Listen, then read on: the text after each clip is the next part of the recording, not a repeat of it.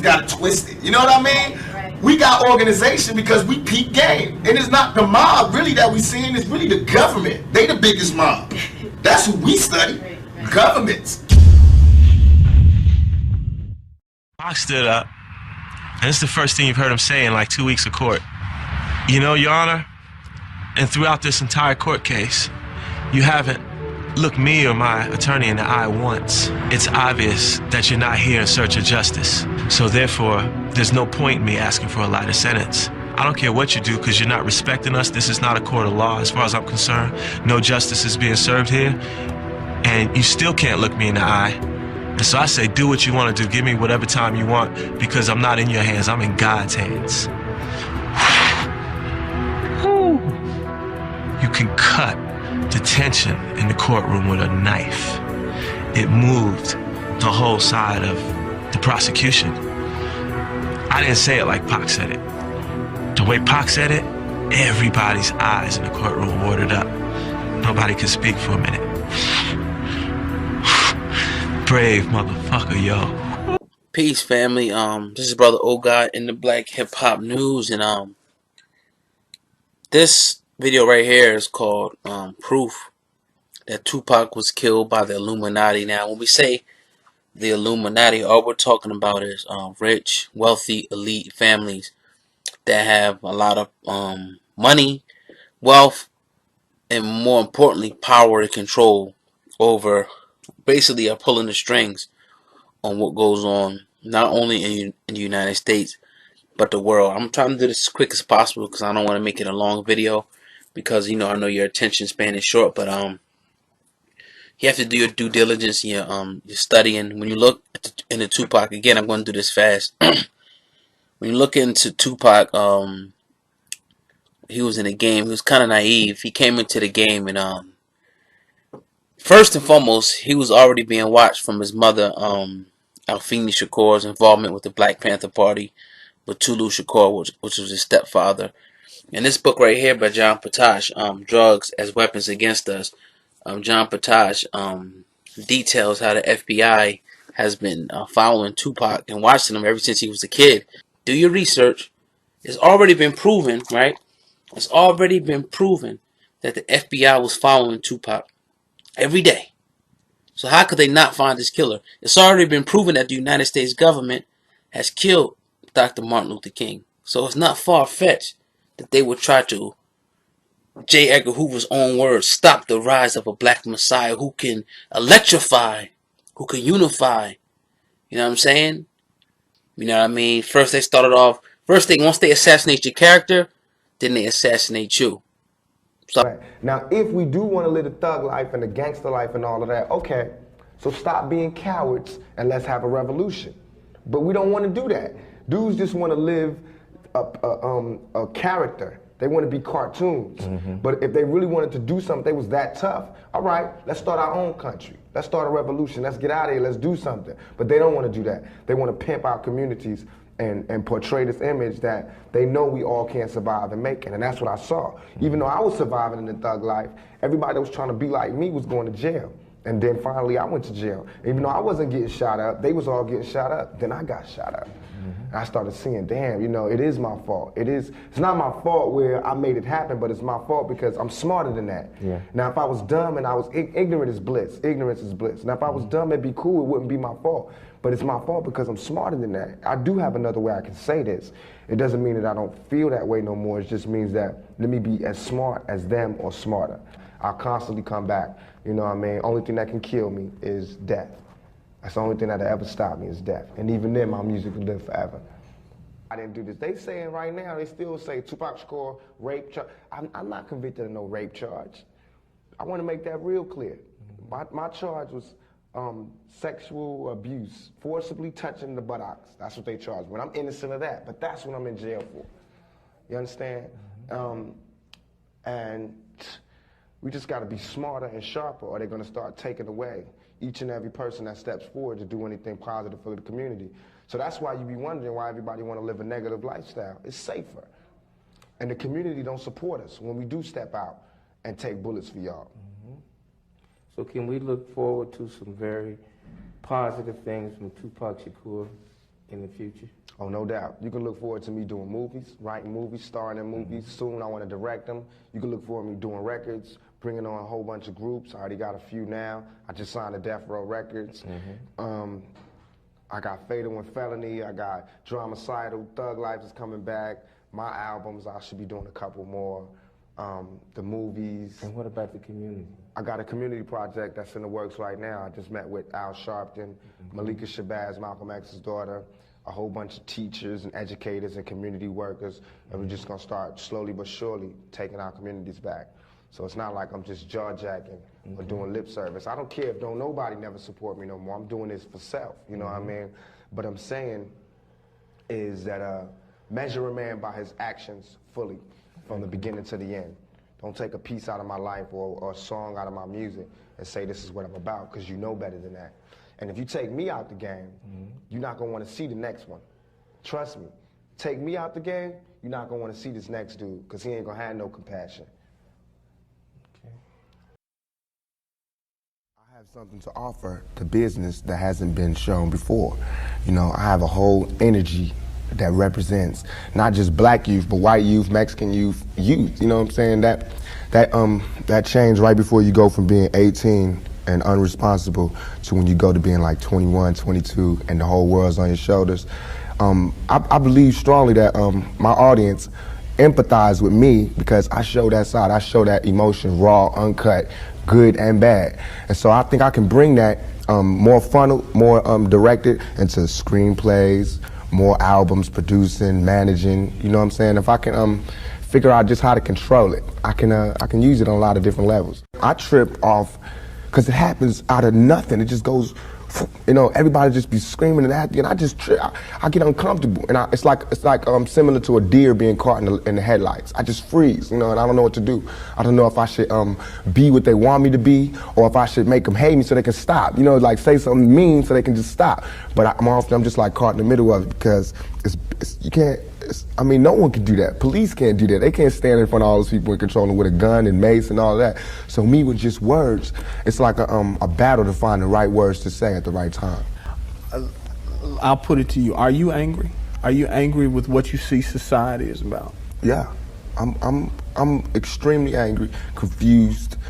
You know, a lot of the times that I sat up in court, I couldn't defend myself. You know what I'm saying? And it wasn't like the things they were saying about me were beyond my comprehension, or the things that I could say weren't going to help my case. But because it's like being exiled, you know, from society, and that's how I feel.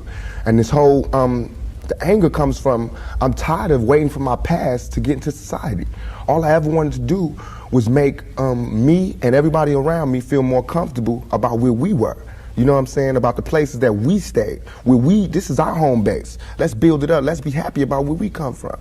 You know what I'm saying? Instead of trying to assimilate and get a pass key to where they at. You know what I'm saying? Not to say that everything needs to be separate, but we gotta find pride in ourselves. You know what I'm saying? And once you get the pride, like damn near 2 seconds after the pride comes anger. First of all, nobody could call me a sellout. I'm not going for that. I'm not even in that. I'm not looking for approval from the black community because we don't give approval. You know, we don't really do nothing but exist. So it's not like black people could tell me you a sellout or you true blue. You know what I'm saying? It's not that. I'm not even caught up in that. But I can see that, you know what I'm saying, the one thing we do have in common as black people is we share that poverty. So the thug side is more closer to the poverty than me being rich. You know, how can I come to any community center, you know what I'm saying, sporting a Rolex Presidential, all these diamonds, and be like, look, we, you know what I'm saying, gotta. But now, when I say we, they know what I mean. I'm not saying like I live in this neighborhood and nothing, but I'm a thug, and they thugs. They can relate to it. I don't even have to say that, you know what I'm saying? When I come, I don't have to say I'm real. They already know that, you know what I'm saying? From me being me, from not pushing the thugness, but I know from the business that everybody in this business is always whispering in your ear about what you can't say, what you can't do, what you can't wear in this world and in this world. It's two worlds, a white world and a black world. All I did was stand in the middle, you know what I'm saying, and say I'm living in both worlds. I can go to the streets and survive, and I can go out here and do my business out here. I'm play devil's advocate again. All right. Critics say, yeah, but you're being pimped. You're being pimped by the record executives who will allow you to do your thug life because it portrays a certain black. I mean, you've heard it, Yeah. that if you were just a singer, you wouldn't have the same record contracts you have. Right. But because you portray the thug life, the gangster rap, they've allowed you to make that money. They've allowed you to push and make your platinum. I beg to differ. You know what I'm saying? I'm getting pimped. That's true. But just like how a woman would be, you know what I'm saying? Anybody to be pimped. You know, it's like, it's not that you get pimped, it's how long you get pimped. You know what I'm saying? Because if you really look at this situation, it is not I who's being pimped. When you look at them white kids with Raiders hats on, it's the white folks getting pimped. You know what I'm saying? Because I'm making their future. I'm writing down their curriculum. Right now, what I write in my album today, when it comes out in 2 months, that's what white kids is doing. So who really is getting pimped? What I'm writing in my raps is what them white kids is gonna be saying to their mamas and daddies when they come home. Who is getting pimped? You know what I'm saying? I'm a high school dropout. You know what I'm saying? As far as my teacher told me when I was in high school, I ain't gonna be, you know what I'm saying? I just gotta, it's going down. You know what I'm saying? It's going down. You know, everybody's getting pimped. Whether you work a 9 to 5 or whether you work for yourself, you're getting pimped by somebody. That's not the crime. The crime is how long you allow yourself to get pimped. You have to come up. Everything is a come up. Everything is a struggle. You start from the bottom, working to the top. You even admitted, I don't live in that neighborhood anymore. There's no real reason for you to carry a 9mm. Don't believe that. Why? In 2 years, I've had a gun pulled on me by my limo driver, by police, by everybody. You know what I'm saying? And I better be. You know what I'm saying? I've been attacked. You ain't read the papers about these skinheads trying to blow up black churches. Why? They see me as the enemy just like y'all do. You know what I'm saying? They can come to my house and sit outside my house just like anybody else can. A skinhead. And once my life is gone, it's gone. Can't nobody give it back to me. Not the judge, not the president, not the governor, not Calvin Butts, not Jesse Jackson. They can't do nothing but come to my funeral and talk pretty about how black people suffer. You understand? And as far as Jesse Jackson, my first acting job was at the Apollo Theater when Jesse Jackson was running for president in 1984. It hurts me for him to say anything negative about any rapper because we supported him. He should support us. You know what I'm saying? As far as his image, you know what I'm saying? What was he doing? You know, he should be the last person talking about gun violence when he sat right there while Martin Luther King caught one in the neck. You know what I'm saying? Things ain't really changed that much. I swear to God, nothing I ever say is meant to be something where innocent people get hurt. Nothing I ever say is meant to be like a end all, let's go do it right now. Nothing. Everything I ever say, and if any, this is so we can set it clear, anything I ever say as it pertains to my peers and being strapped is only in self-defense. You know what I'm saying? Because right now where I'm at, the world is harsh. And I just don't got no beautiful stories. You know what I'm saying? I'm gonna just be getting them ready. Because that's why I think I messed up. If somebody would have grabbed me, pulled me to the side and been like, look, Tupac, as soon as you step out here, they're gonna be at you. If somebody would have explained it to me, I wouldn't have took the same mistakes. But I made those mistakes. And that was my job to stop somebody else from making those same mistakes. To lay it out. To lay out the real map on the world and how it is. Everything I'm saying is a warning, is a plea for help. If everybody is so goddamn worried about me, why ain't nobody came to help me? You know what I'm saying? I never wanted to be no star. This ain't my job. I don't care if everybody don't cheer for me. You know what I'm saying? If you're not cheering for me for what I'm doing, don't cheer for me. Don't cheer because you think I'm cute. You know what I'm saying? Screw that. Cheer for me for what I'm doing, for what I stand for. And when I go to jail, you should cheer louder. You know what I'm saying? Because I'm standing up for what I do. I'm not robbing nobody, not stealing from nobody. I never took nothing. Everything I do to represent my people. I do because I think this is what they want me to do. This is all I want to say. For all them people that doubt me, I had no record all my life. Okay? No record, no police record, until I made a record. As my video was debuting on MTV, I was behind bars getting beat up by the police department. I got a $10 million lawsuit. They said they would settle with me and everything. You know what I'm saying? But nobody cared about that. That wasn't blew up all in the news. They did not see me on TV with my eye busted, my head busted. There's pictures of those. In Oakland, yes, in Oakland. You don't see them pictures. You see pictures of Tupac coming out of jail in cuffs. You don't see pictures of the police standing over me beating my brains in. You don't see that. But I see that. That's what I see. Watching my mother just go through changes and everything. It's like my mother's my partner. She a soldier. You know, she a soldier like I'm a soldier. You know, and I watched the peep the game that she went through. If I would have went the same way my mother went had not she did her route and showed me where it went wrong with her. My mother always told me, don't you ever just volunteer yourself to our people, because they'll use you. That's what they do. You know what I'm saying? She also told me to follow my heart. and for me to be the leader. But it's interesting to see just the change in your face, your reaction, your thought process. That's all I ever wanted to do. Ask my mama. I wanted to go to college. I went to school all the way and was ready to go to college. The only thing that stopped me was money. The time all the kids in my school was writing applications to go to college, I didn't have no lights or no electricity. And that ain't my mama's fault. I got the whole world fearing me, you know what I'm saying? At 23, weighing 160 pounds, you know what I'm saying? And I ain't even started. I haven't even wrote my plan out yet, and they scared. I got the vice president know who I am, the president, every cop in every city, you know what I'm saying? And I haven't even started working out a plan. We killing each other because we killing ourselves. We not, when another man, I know, I've been in a position, it's out of our control. It's not like he wants to kill. He just doesn't want to die. You know what I'm saying? It's that situation when you got, we are living in a war zone.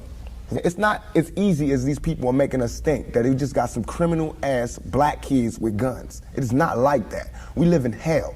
Finally, I want to ask you about something that someone else asked you in the interview, and I thought the answer was interesting because I think it speaks to you and your generation a lot. Someone said, where do you see Tupac 10 years from now? You said, hey, I just want to be alive. That's real for you. That's so real. I made a metamorphosis. I'm a new person today because I used to strongly and honestly, I feel like I could represent my generation so much because I honestly did not care whether I lived or died. But now I cannot die with people thinking I'm a rapist or a criminal. I can't leave until this is straight. You know, I'm not suicidal. I can't go until y'all really know what time it is. And then after that, boom, it's all over. And we can see, you know, how this shit fall. But that's how it is. And the reason being is because if I can't live free, if I can't live with the same respect as the next man, I don't want to be here. Because God has cursed me to see what life should be like. If God wanted me to be this person and be happy here, he wouldn't let me feel so oppressed. He wouldn't let me feel so trampled on. You know what I'm saying? He wouldn't let me think the things I think.